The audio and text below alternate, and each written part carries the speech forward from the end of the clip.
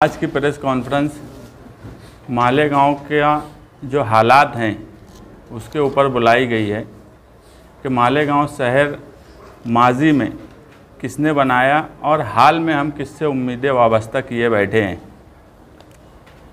जो लोग अव्वल दिन से सियासत में आने के वक्त से फ़िरका परस्ती जिनका बुनियादी उसूल रहा, जिनका सियासत में आना ही फ़िरका परस्ती रहा, जो आज सरकार नई बनी उसमें हिंदुत्व के नाम से जिन्होंने एलानिया सरकार बनाने का दावा किया, अगर मालेगांव शहर उससे उम्मीदें वाबस्ता करेगा तो इस शहर में कभी तरक्की नहीं हो सकती, ना इस शहर में कामकाज किया जा सकता है। मालेगांव शहर को बनाने के लिए हमारे उलमा, हमारे सियासी कायदीन ने कुर्बानियाँ दी हैं। मालेगांव शहर को बनाने में मौलाना अब्दुल हमीद नुमानी, मरहूम मौलवी मोहम्मद उस्मान साहब, मौलाना मुफ्ती कारी मोहम्मद हुसैन अशरफ़ी, मौलाना हनीफ मिल्ली, हारून अंसारी साहब, शब्बीर सेठ साहब, निहाल अहमद साहब, इन लोगों की कुर्बानियाँ रही हैं। और आप उस वक्त को भी देखेंगे कि उस वक्त उन्होंने कभी मालेगांव शहर में फ़िरका परस्ती और बदउनवानी नहीं होने दी और शहर अपने वक्त के हिसाब से तरक्की करता रहा। मगर इन 20 सालों में जब से मालेगांव शहर की पार्टियों ने शिवसेना से हिमायत लेने की शुरुआत की, उस वक्त से मालेगांव शहर ख़ास तौर से नदी के इस पार का हिस्सा खोखला होता गया। और आज के हालात जो हैं वो शहर के सामने हैं। हमने ये बात इससे पहले भी कई मर्तबा कही है कि मालेगांव शहर के ऊपर फ़िरका परस्तों ने अपना तरीका बदल दिया। अब घुल मिल कर हमारे साथ फ़िरका परस्ती की जाती है और उसका नतीजा है कि हमारा शहर खंडर हो गया और नदी के उस पार डेवलपमेंट में बुनियादी सहूलियात जितनी मिलनी थी उन्होंने अपनी हासिल कर ली और कॉरपोरेशन के जनरल बजट से करोड़ों रुपया हासिल किया। उसके बाद जब बात सरकार से बजट लाने की होती है तो हर वक्त मालेगांव शहर को 2-5 करोड़ का लॉलीपॉप दिया जाता है, मगर इससे ज़्यादा मालेगांव शहर को कभी कुछ नहीं मिला। अब सितम ये होने लगा कि 100 करोड़ की जब बजट की बात आई, उस वक्त शहरियान को और किसी को इस बात का पता नहीं था कि उसमें क्या काम डाला गया है। सबसे पहले यही मीडिया सेंटर पे हम लोगों ने बैठकर 16 मई 2022 को जो काम नदी के उस पार थे और जो काम मालेगांव सेंट्रल हलके में थे उसकी लिस्ट हमने दी। और उस वक्त भी हमने ये बात कही थी कि बरसरे इक़्तिदार बॉडी हमारी कायम थी, 15 जून तक बॉडी थी, कि महासभा का पावर है काम को डालना या कौन सा टाइटल लिया जाए, किस काम को डाला जाए, ये किसी सरकार का अधिकार नहीं था, ना ही कोई मिनिस्टर या एमएलए का अधिकार था, ये मालेगांव कॉरपोरेशन का अधिकार था। और उस वक्त भी हमने बोला था कि आप विशेष महासभा बुलवाकर इन लिस्ट को खारिज करो और नई लिस्ट बनाओ। हम कभी इस बात की मुखालफत नहीं करते कि नदी के उस पार काम नहीं होना चाहिए, मगर जो हक हमारा है वो हक हमको मिलना चाहिए कि 30% कॉरपोरेशन अपना बजट दे रही है और 70% सरकार बजट दे रही है। उसमें भी सितम यह कि हमें सिर्फ 7 करोड़ मिला। और एक नई रिवायत इस शहर में कायम हुई नए कमिश्नर के आने के बाद, और शेख रशीद साहब जब मेयर थे उन्होंने वो रिवायत कायम की कि अबो 10% देने की रिवायत शुरू हुई और ये 100 करोड़ में भी 9.99% अबो दिया गया। और हमारा ऐसा मानना है कि वो सेटिंग करके दिया गया।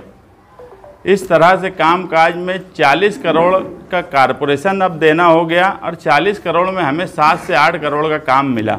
और उस पर अगर मालेगांव शहर खुशफहमी में है या अगर कोई ये बोलता है कि हम काम करवा रहे हैं या काम कर रहे हैं तो ये गलत बात है। हमारा हक भी हमें नहीं मिल रहा है और उसके बाद कोई हमसे 100 रुपया लेके जा रहा है और 20 रुपया दे रहा है और हम उस पर अगर खुश हैं तो ये मालेगांव शहर के लिए अच्छी बात नहीं है, ना मालेगांव के मुस्तकबिल के लिए ये अच्छी बात है। हम अव्वल दिन से ये बात बोलते आए हैं कि हम फ़िरका परस्त और बदउनवान दोनों से दूरी बराबर की कायम रखते हैं, क्योंकि शहर का इंफ्रास्ट्रक्चर बर्बाद करने में कहीं ना कहीं दादा भुसे या शिवसेना का हाथ रहा है। इससे हम कभी इनकार नहीं कर सकते। अगर दादा भुसे या शिवसेना ईमानदार होती तो हम 70-80% टैक्स देने वाले को कम से कम 50% का काम हमें दिया जाता, मगर ऐसा काम नहीं दिया गया। जो ब्रिज की बात की जाती है,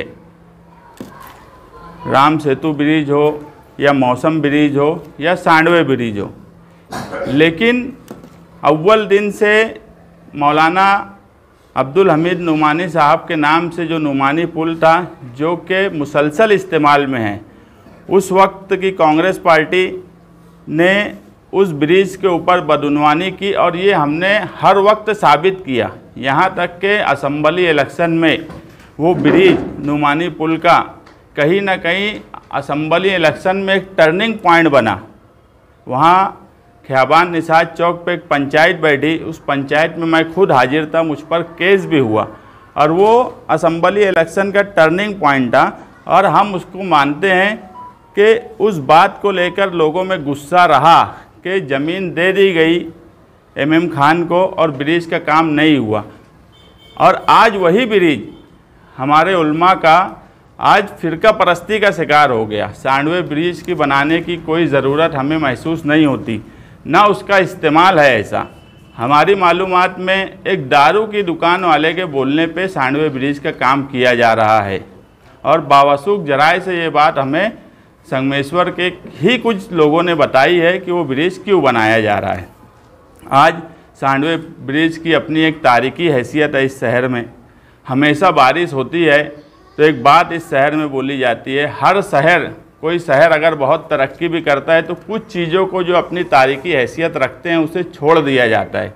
और हम मानते हैं कि सांडवे ब्रिज उसी तारीखी हैसियत का एक हिस्सा है।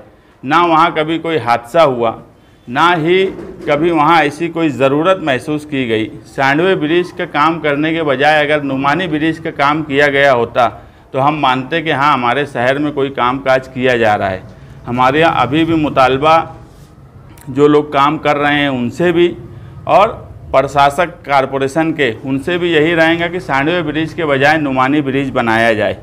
अगर नुमानी ब्रिज का काम नहीं किया गया हमारे बोलने पे, तो इस शहर में अब नुमानी ब्रिज के साथ इंसाफ हम करेंगे। उसके लिए अगर तहरीक चलाना पड़ी तो तहरीक चलाएंगे, आंदोलन खड़ा करना पड़ा तो आंदोलन खड़ा करेंगे, मगर हमारे उल्मा, हमारे शहर के कायदीन के नाम का इस तरह से अगर मजाक बनाया जाएगा, कभी बदउनवानी के नाम पे उसके खिलाफ ऐसा काम होगा कि जिसका मजाक बने, कभी फ़िरका परस्ती का वो शिकार होगा, तो हम इस शहर में अब बर्दाश्त नहीं करेंगे। मालेगांव शहर हमेशा से अपना एक मुकाम रखता था, फ़िरका परस्तों के खिलाफ बोलता था। 12 नवंबर का एक वाक़या भी हुआ, इस शहर ने देखा कि उसमें क्या हुआ, किसने क्या किया। कोई सरकार में बैठे हुए लोगों ने हमारी कोई मदद की, ऐसा नहीं हुआ।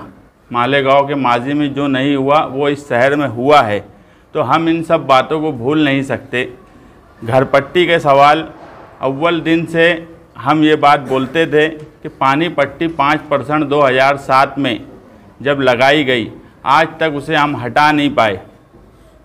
जो भी लोग इक़्तिदार में आए उसके बाद से कभी पानी पट्टी हटाने की कोशिश भी नहीं किए। और उसी तरह घरपट्टी का सवाल आज हमारे सामने खड़ा हो गया। तुम अपने वक्त में ठहराव करेंगे, उसके बाद ठहराव हुआ,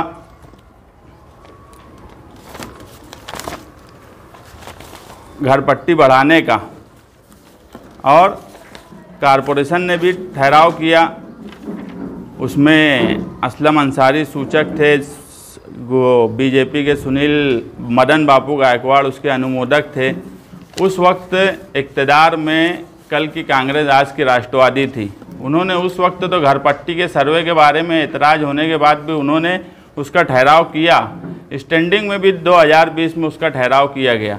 जब इनका वक्त आता है ये ठहराव करते हैं, और आज जब प्रशासक बैठ गया तो ये उसके ऊपर ऑब्जेक्शन लेते हैं या जुलूस और धरना करते हैं, तो ये बात हमारी समझ के बाहर है। इस तरह का घड़ियाली आंसू बहाना, जब तुम्हारे पास मौका रहा तो तुमने फ़ायदा पहुंचाने का काम किया और उस वक्त एलानिया बोला।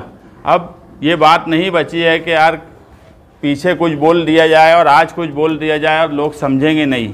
दुनिया डिजिटल हो गई है, हर बात फ़ौरन लोगों के सामने आ जाती है। इस शहर में अगर वो सोचते हैं कि बेवकूफ़ शहरियान को बना दिया जाएगा तो अब ऐसा मुमकिन नहीं बचा, क्योंकि लोगों के सामने हर बात बोली हुई लोगों के सामने रहती है। और उस वक्त इन्होंने कोई भी ऐसा काम नहीं किया 5 साल में जहां पर इनके खिलाफ़ या फ़िरका परस्तों के ख़िलाफ़ कोई बात की जाए। वक्त आने पे 5 साल बजट, आज ऐसा था कि हम वो डिटेल भी दे सकते थे, लेकिन प्रेस कॉन्फ्रेंस बहुत बड़ी हो जाती। आने वाले वक्त में हम 5 साल का बजट किस तरह से, जनरल बजट नदी के उस पार कितना गया और नदी के इस पार कितना लगा, उसका हिसाब किताब भी आवाम के सामने हम पेश कर देंगे। हमारा सिर्फ बोलना या मुतालबा ये है कि इस शहर को अगर बचाना है तो बदउनवानी और फ़िरका परस्ती दोनों से दूर रहना ज़रूरी है। जो सरकारें हिंदुत्व के नाम पे बनी हैं, जो लोग आज जो सरकार मस्जिद और मदरसा, जिस तरह योगी सरकार यूपी में मस्जिद और मदरसे का सर्वे करने की बात बोलती है, ये सरकार उस तरह की बात बोलती है। जो मामला इस शहर में बाबरी मस्जिद और राम मंदिर को लेकर रहा, हमने हमेशा बाबरी मस्जिद को यही बोला कि बाबरी मस्जिद जो गिराई गई या शहीद कर दी गई वो कानून के हिसाब से भी गलत था और जमहूरियत में भी वो चीज़ गलत थी। जो सरकार ये बोलती हो कि 6 दिसंबर को वो राम मंदिर जाएंगे, हिंदुत्व के नाम पे जो अपनी बात रखती हो, जो सेकुलर मुल्क में इस तरह की बात करती है, उस सरकार से अक़लियत को उम्मीद करना हमारे हिसाब से फजूल है और इस तरह की कामकाज इस शहर में नहीं होना चाहिए। हमने हमेशा से ये कहा है कि शहर तरक्की उसी वक्त करेगा जब माजी के हमारे लीडरान जिस तरह से कामकाज किया करते थे उस तरह से कामकाज किया जाए। हर पार्टी अपनी एक आइडियोलॉजी और एक उसूल लेके चलती है, मगर जब शहर में आइडियोलॉजी और उसूल को किनारे कर दिया जाए और आइडियोलॉजी का झंडा ही ना लिया जाए, जब जिसकी समझ में जो आए वो करे और आवाम अगर वो चीज़ें नहीं समझती होंगी तो ये शहर के लिए नुकसानदेह है। हमें हमारी आइडियोलॉजी को कभी भूलना नहीं चाहिए, हमें हमारे उसूल को कभी भूलना नहीं चाहिए। अगर हम ये बात बोलने लगेंगे कि यार वो काम करेंगे, अगर वो काम करने की नौबत उनकी रहती तो इसी 100 करोड़ में वो चीज़ सामने आ जाती। कल तो यही लोग बोलने लगेंगे कि यार अगर बीजेपी सेंट्रल में बैठी है वो काम करेंगी इसलिए उसको वोट दे दो। तो इस तरह की बात हम किस तरह बर्दाश्त कर सकते हैं और किस तरह सुन सकते हैं, जो कभी मुसलमानों के फ़ायदे के लिए कोई काम नहीं करती। फ़ायदा छोड़ो, हर वक्त नीयत ये होती है कि किस तरह से मुसलमानों का नुकसान किया जाए। ऐसी पार्टियों के साथ तालमेल बनाना इस शहर के लिए नुकसानदेह है। हमें अगर इस शहर की तरक्की चाहिए, इस शहर का डेवलपमेंट चाहिए, तो हमें हमारा हक 100% जो हमारा हक है, हमें ना भीख चाहिए ना हम कुछ ज़्यादा मांगते हैं। जो हमारा हक है वो हक हमको मिलना चाहिए और ये सवाल करने की ताकत हर लीडर में होनी चाहिए। अगर तुम सवाल करना भी छोड़ देंगे, तुमको मिलेगा नहीं मिलेगा ये 2 नंबर की बात है, मगर सवाल करना तो अपना हक समझो। इस शहर का एक आम आदमी हो या लीडर हो, अपने हक के लिए सवाल करना चाहिए। और जिस दिन सवाल करना भी बंद हो गया उस दिन जमहूरियत का कत्ल होगा और ये शहर में हम नहीं चाहते कि जमहूरियत का कत्ल हो। इंसाफ हमें मिलना चाहिए, जिस तरह से हम टैक्स भरते हैं उस तरह से हमें इंसाफ मिलना चाहिए। दादा भूसे के खिलाफ आप बोले, प्रेस नोट में भी लिखा है, तो महागठबंधन जिसका आप हिस्सा हैं, उसके जो कायद हैं, उसके सदर हैं, वो खुद दादा भूसे के साथ स्टेज पर प्रेस कॉन्फ्रेंस कर रहे हैं, तो इस बात को आप किस नज़र से देखते हैं, अच्छा है या बुरा है? महागठबंधन 5 साल से है, अभी भी है। आप अगर यहाँ होंगे तो इसी मीडिया सेंटर में महागठबंधन के सदर, उस वक्त के महागठबंधन के गठनेता और बाद में शान हिंद और यहाँ जो लोग बैठे हैं, सब हम लोग मुसलसल दादा भूसे के खिलाफ़ बोले हैं। जब नाइंसाफ़ी हुई है तब बोले हैं, अगर दाबाड़ी को पानी देने की बात आई तब बोले, अगर जॉगिंग ट्रैक को एनओसी देने की बात आई तब बोले। हम आज भी ये बात पे कायम है कि किसी के साथ बैठने और किसी से काम कराने में कोई बात नहीं है, मगर सवाल होना चाहिए। अगर दादा भूसे के साथ महागठबंधन के कायद बैठे थे तो उनको भी सवाल करना चाहिए कि यार हमारे साथ ये नाइंसाफ़ी क्यों की जा रही है। क्योंकि मालेगांव शहर, ये मालेगांव शहरियान का सवाल है, ये कोई फ़र्द वाहिद का सवाल नहीं है। और मैं इससे पहले ही बोला कि सवाल पूछना तो हमारा हक है। हम सवाल हमेशा पूछते रहेंगे। और महागठबंधन बना ही बदउनवानी और फिरका परस्ती के खिलाफ था, और आज भी महागठबंधन बदउनवानी और फिरका परस्ती के खिलाफ ही लड़ेगा, और आगे मुस्तकबिल में भी महागठबंधन फिरका परस्त और बदउनवानी दोनों से दूरी इख्तियार करके कामकाज करेगा। आप महागठबंधन की बात कर रहे हैं, जनता दल की नहीं, वो सवाल महागठबंधन का पूछे। अपने महागठबंधन के जो अध्यक्ष साहब है एमएलए मुफ्ती मोहम्मद इस्माइल साहब, वो तो दादा गुजरे के आगे पीछे ही चल रहे हैं हर मामले में। राहुल ट्रैक की बात आई, वहाँ भी बात चल रही, तो मैं वही बात बोला कि एक बात आप समझ लो कि किसी के साथ चलना और किसी के साथ रहने में कोई बुराई नहीं है कामकाज के लिए, मगर हक और इंसाफ मांगना, अगर हमें हमारा हक नहीं मिल रहा है तो वो मांगना चाहिए। वो मैं भी मांगूंगा, वो महागठबंधन के कायद है तो उनको भी मांगना चाहिए, इस बात से इनकार नहीं। हमारा किसी के साथ रहने पे कभी विरोध नहीं रहा। कामकाज के लिए ज़रूरत पड़ेगी तो फडणवीस के पास भी जाना पड़े तो जाना चाहिए, मगर ये क्या बात होती है कि 40 करोड़ तुम्हारा लेकर जा रहे हैं और 7-8 करोड़ का तुमको काम दे रहे हैं और उस पर हम खुश हैं। हमारा एतराज़ इस पर है, रहने पे हमारा किसी के एतराज़ नहीं है।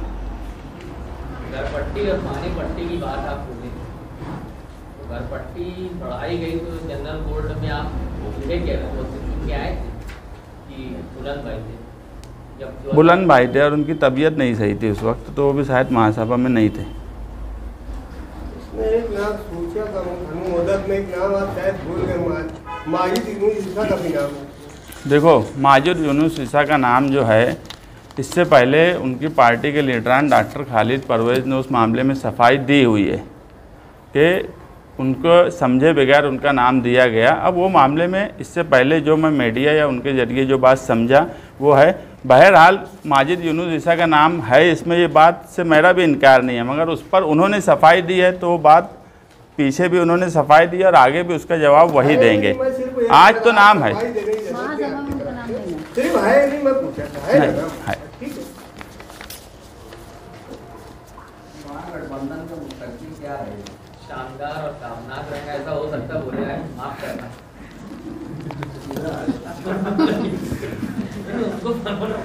महागठबंधन का मुस्तकबिल जो है एकदम साफ और वाज़ेह है। फिरका परस्तों और बदउनवानों से दूर रह के महागठबंधन इस मर्तबा नदी के इस पार से ही इक़्तिदार की इतनी सीट लेके आने की ताकत रखता है कि हमें अब किसी की ज़रूरत नहीं पड़ेगी। और हम जनता दल के लोग महागठबंधन में, अब मैं जनता दल की तरफ से बोल रहा हूँ, महागठबंधन में जनता दल की तरफ से, कि हम उस बात को लेकर ही चल रहे हैं और लगभग हमने जो भी ग्राउंड बनाया हुआ है, हम इतनी ताकत बना चुके हैं कि अब हमें किसी की ज़रूरत नहीं है। और महागठबंधन का मामला 10 साल का रहा है, आज भी वो कायम है, हम भी उस पर कायम हैं, मगर दूरी फिरका परस्ती और बदउनवानी से बराबर की कायम रखेंगे। ये जनता दल का पहले से आइडियोलॉजी और यही उसूल है।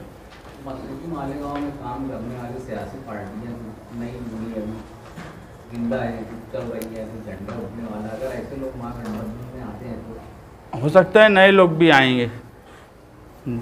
ऐसे जो फिरका परस्ती और बदउनवानी से दूर रहने वाले सब लोगों का महागठबंधन में इस्तेकबाल है। जो उसूल है वो साथी निहाल अहमद साहब ने जैसा फिरका परस्तों से और बदउनवानों से दूर रहने के लिए कहा था, वही उसूलों के चल रहे हैं और वहीं पर उसी उसूलों पर मालेगांव हमेशा चला है, जिसकी वजह से मालेगांव ने अपनी एक अलग पहचान बना रखी हुई थी जो आज तक कायम है। अगर उस मामले में सिर्फ हम अपना सियासी फ़ायदे के लिए किसी के पास जाएंगे तो ये जनता दल के अंदर ये बात नहीं होगी। जनता दल पहले अपने शहर का फ़ायदा देखेगा, उसके बाद सियासी फ़ायदा देखेगा। मालेगांव शहर में जिस वक्त से 2017 से गठबंधन बना है और कॉरपोरेशन का नई बॉडी का वजूद हुआ, तब से हमने मालेगांव शहर में ये बात कही कि फ़िरका परस्ती का अब चेहरा बदल गया। फ़िरका परस्ती पहले दंगे फसाद करके अक़लियत को दबाने की कोशिश की जाती थी, लेकिन अब जो है उनको माली तौर पर नुकसान पहुंचा के, उनका डेवलपमेंट रोक के नुकसान पहुंचाने का काम किया जाता है। और हम मुसलसल ये 2017 से महसूस कर रहे हैं कि नदी के उस पार की सियासत करने वाले, ख़ास तौर पे शिवसेना के लीडर, वो मुसलसल मालेगांव शहर से फ़ायदा उठा रहे हैं। मालेगांव कॉरपोरेशन से पैसे का इस्तेमाल कर कर वो नदी के उस पार फ़ायदा पहुंचा रहे हैं और मालेगांव शहर का नुकसान हो रहा है। एक बात आप समझ लो कि 40 करोड़ कारपोरेशन का जा रहा है। कारपोरेशन में बड़ा टैक्स देने वाला हिस्सा मालेगांव सेंट्रल है। यानी जब साथी निहाल अहमद साहब मेयर थे तो वो बोलते थे जितना टैक्स उतना काम उस इलाके में होगा। और मालेगांव शहर जो सेंट्रल मालेगांव है वहाँ 80% तकरीबन 70% से ज़्यादा टैक्स जो है मालेगांव शहर सेंट्रल से दिया जाता है। तो हमारी भी यही सोच है कि हमारा काम भी उतना ही हो जितना हमने टैक्स दिया है। ऐसा है कि 70 करोड़ तुम लेकर आए, ऊपर से 40 करोड़ कारपोरेशन से ले लिए, नहीं हमारा तुमने ये 40 करोड़ भी ले लिए, उसके बाद फ़ायदा उस तरफ पहुंचाया जा रहा है। यहाँ हम अगर 5-7 करोड़ में खुश हैं तो हम हमारी नाकली पे हैरान है कि ऐसा कैसे हो सकता है। हमारा टैक्स जा रहा है और हम खुश हो रहे हैं। मालेगांव शहर में कभी भी फिरका परस्तों को बर्दाश्त नहीं किया जाएगा, चाहे वो खलील मर्डर केस से लेके आज तक का मामला हो। हमने मुसलसल देखा है कि शिवसेना फिरका परस्ती करते आ रही। लोगों ने माजी में भी शिवसेना बीजेपी का साथ लिया था, लेकिन कभी उनको इक़्तिदार में हिस्सा नहीं दिया था। ये हिस्सा देने का काम भी जो उस वक्त की कांग्रेस पार्टी ने किया, उनको स्टैंडिंग दी, उनको दूसरी चेयरमैनी दी, उनको डिप्टी मेयर बनाया मुसलसल 5 साल, जिसकी वजह से मालेगांव शहर का बहुत बड़ा नुकसान हुआ है।